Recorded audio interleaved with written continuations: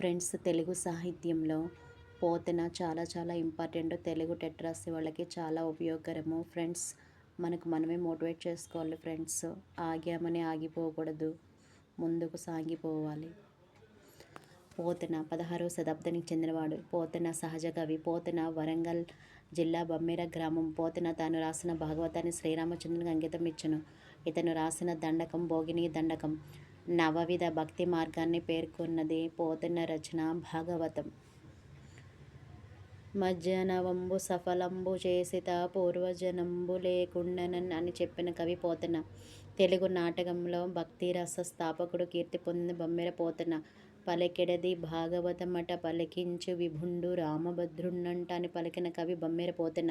సత్కవులు హాలికులనైననేమి అని పలికిన కవి పోతన. పోతన భాగవతంలో ధ్రువోపాఖ్యానము, ప్రహ్లాద చరిత్ర, గజేంద్ర మోక్షము, వామనావతారము, యయాతి చరిత్ర, రతిదేవుని కథ, రుక్మిణీ కళ్యాణము, నరకాసుని వధ లాంటి ప్రసిద్ధ ఘట్టాలు ఉన్నాయి. దేంట్లో? భాగవతంలో.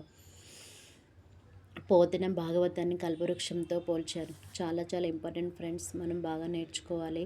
తెలుగు సాహిత్యంలో మంచి విలువైన బిట్స్ ఇవి మనకు ఎగ్జామ్లో ఉపయోగపడతాయి. బాగా నేర్చుకోండి.